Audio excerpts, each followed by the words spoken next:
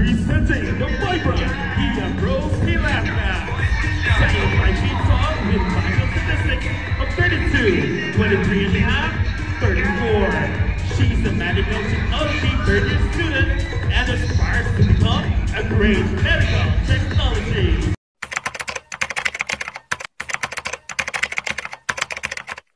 초콜릿은 달콤해 달콤해 달콤해 오렌지는 상큼해 상큼해 상큼해.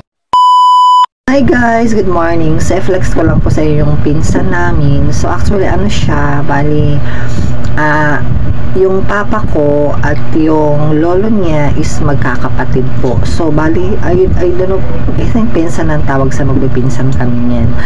So, siya yun talaga yung bukod tangi na nakikita ko talaga na siya talaga yung sa magkakamag-anak sa amin, siya lang talaga yung sumasali ng pageant na ganyan. So, napaka sanay na sanay talaga siya, nakaka-proud, diba? So, panoorin niyo to guys.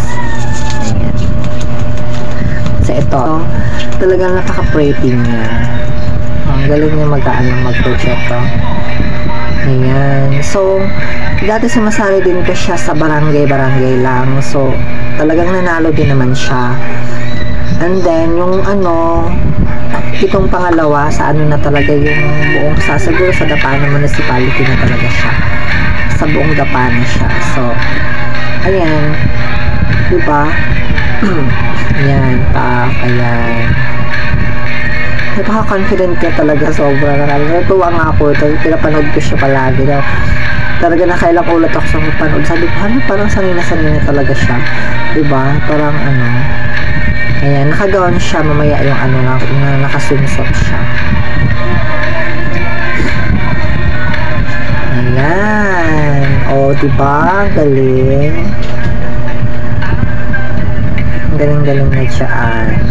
And then, ito naman isa na nakasunsot siya.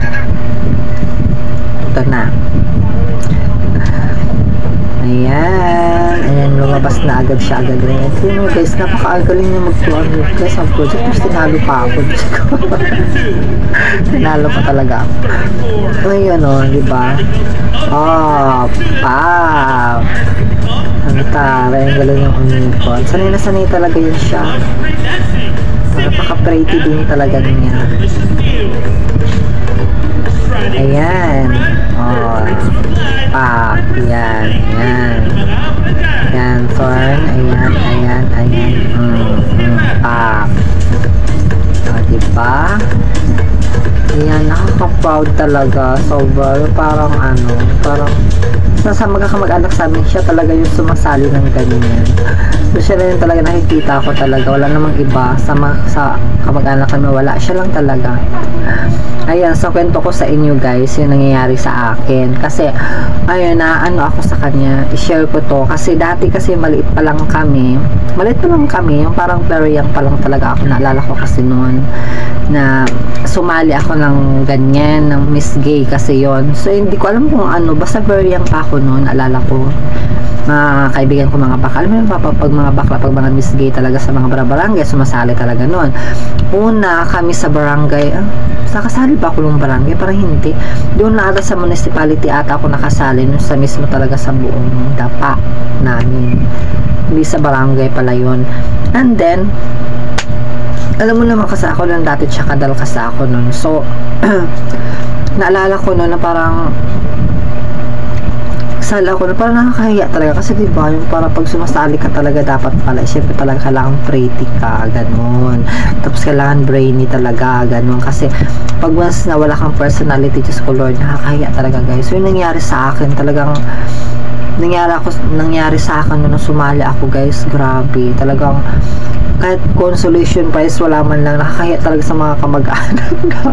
Kasi itsura ko kasi dati sobrang payat, then talagang parang bungo-bungo na ako, ganito na ako, ganyan na talaga yung itong pisngi ko kasi payat nga ako dati. Tapos hanggang naalala ko yung costume ko dati, naalala ko pa siya. So may hairdes pa ako kunwari, tapos may pakpak ako. Yung pakpak ko dati, yung design niya is yung, alam mo yung mga CD tape, yung mga uso dati. So pinagdudugtong-dugtong sa ginawang pakpak. So napaka-attractive din, parang powder rin kunwari simsot yung dito ko na part na sa baba ko.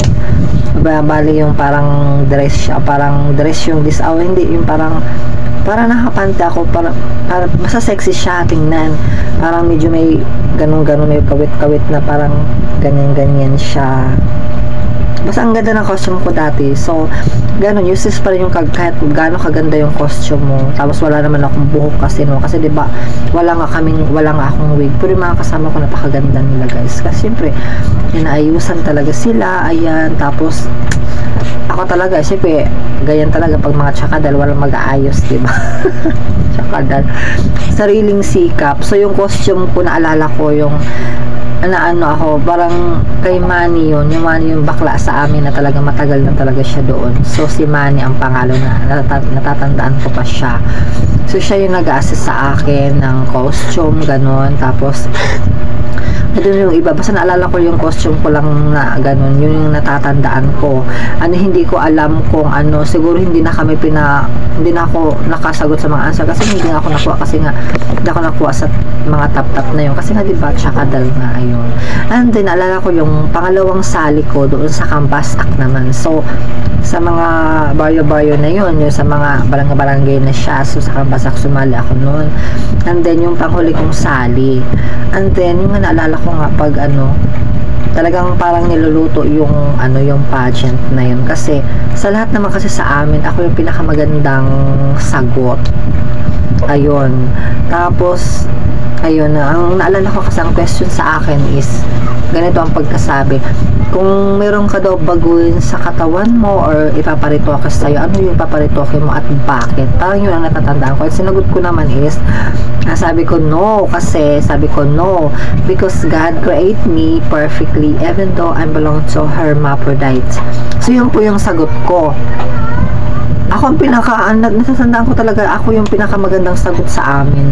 Pero ika nga, talaga, so kailangan talaga, ganun talaga, guys. Pag sumasali kayo ng pageant, talaga make sure talaga may personality kayo, kasi ang iba talaga, ganyan, niluluto nila yung pageant, at sabihin mong back to zero yung scores. May iba talaga na, lalo pag sa barangay, iba talaga niluluto talaga nila yung pageant. So, napaka-useless talaga. Ayun, natatandaan ko, medyo umuwi ako nung napaluwa. Siyempre, porkit hindi tayo maganda, porkit hindi tayo pretty, yung pinanalo nila yung ganun. So, natatandaan ko kasi is back to zero yung namin, yung scores nun. So, ibig sabihin nun, wala na, 0-0 na nga, ito balik na naman sa uno, diba? So dapat ako masakay man, hindi ko alam kung ako ng runner up nun, kasi nakakalimutan ko na. So dapat kasi ang tanong, ako kasi yung pinakamagandang tanong sa amin, kahit sino naman nagsasabi dun sa amin. Ayun lang. So masasuggest ko lang talaga is pag sumasali talaga ng mga ganyan, kailangan talaga may personality, and then kailangan brainy rin ang utak mo, kasi pag wala, naku guys, ganun talaga ang mangyayari. Wala talaga, ka talaga. Ang iba, hindi ka talaga nila pananalunin, ganyan. Tapos luto-luto yung mga pageant, kawawa lang talaga yung mga tsakadal. Ayun na yung masasuggest ko. Yan.